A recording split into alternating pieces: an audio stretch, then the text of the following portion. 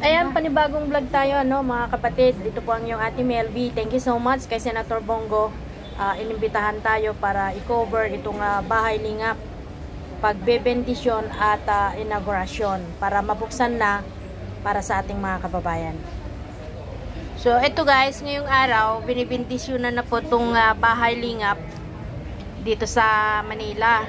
Kaya, pag kayo'y taga-probinsya na padpad po dito sa PGH, wag na kayong mag-hotel, wag na kayong mag-boarding kasi may halfway house na dito. Dito na kayo matutulog para libre kasi ito yung programang pangkalusugan ni Senator Bongo na dito kayo pansamantalang titira.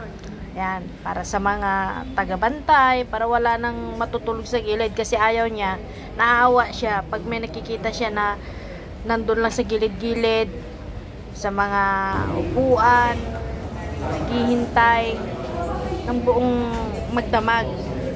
Kaya mga kababayan, magandang balita ito sa inyo. Dito kayo pupunta pag wala kayong matulugan.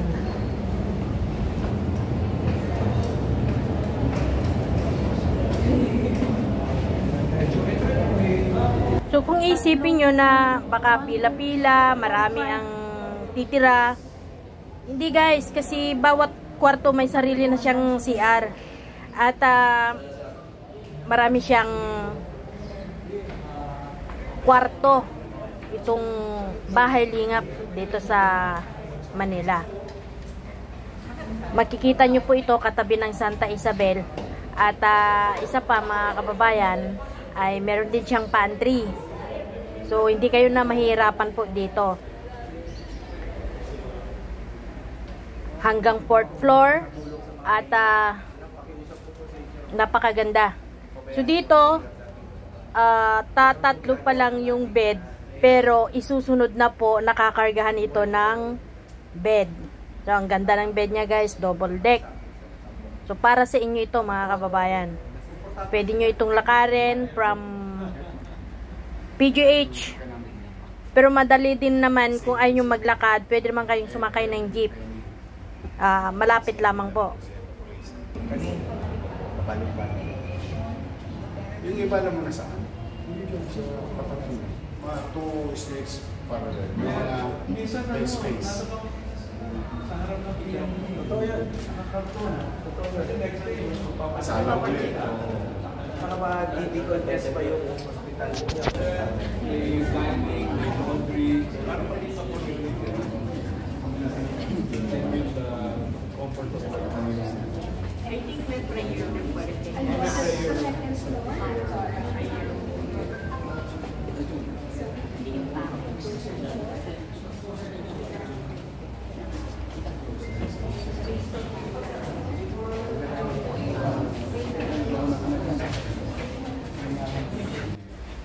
Kita nyo naman guys, marami siyang ceiling fan at meron din po siyang air condition at malawak, hindi kayo maggitgitan dito. Isa pa, itong bahay lingap ay malapit lamang po siya ng SM Manila. So pagtawid nyo ng kalsada, SM Manila na po. Kaya kung may mga bibilhin kayo, mga gamot, tatawid lang kayo ng kalsada, napakalapit lamang.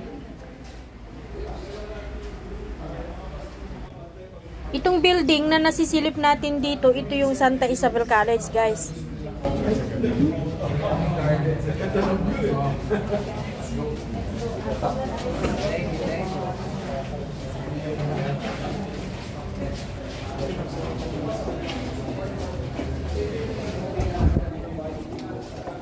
Ganda ka, ganda ka.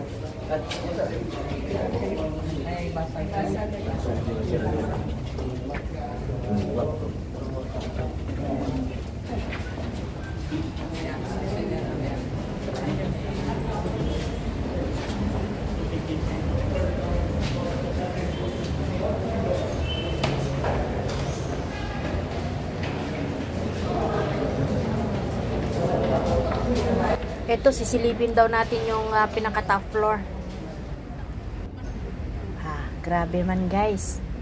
Napakaganda ng tanawin dito sa taas. At eto, makikita mo yung photo bomber ng Luneta Park.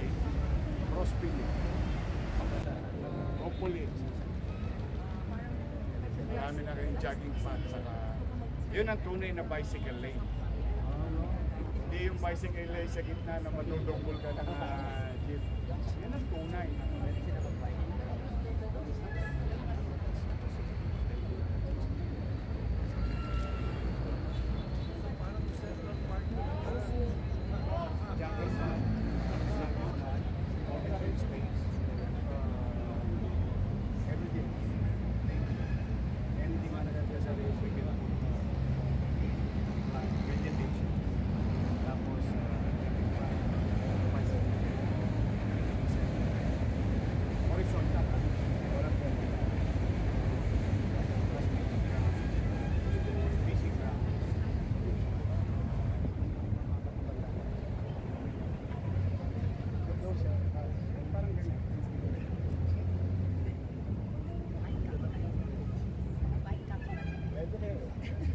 Yun ang tunay na bicycle lane. Hindi yung sa tapat. Maliit na nga yung kalsada. Papayag ako rin. Ito, MPDC. National Park. Ito yung bagong city. Pabalik na ako sa makaya pa naman yung city.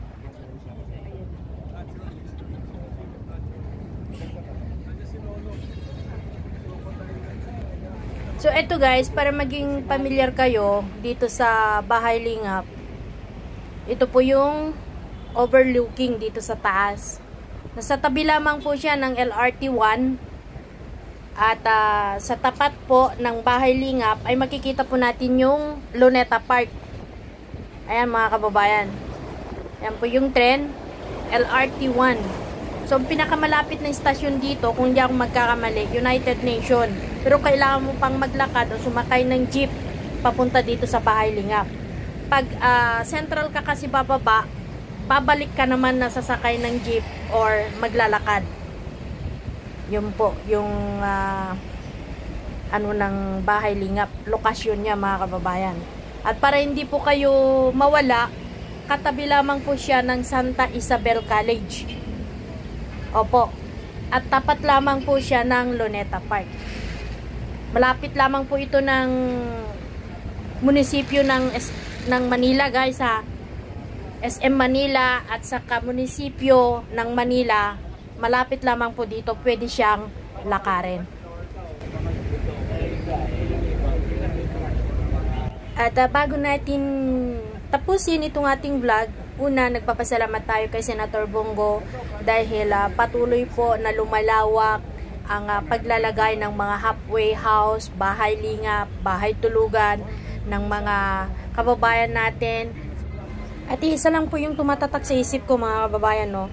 Yung wala nang bantay na matutulog sa gilid-gilid.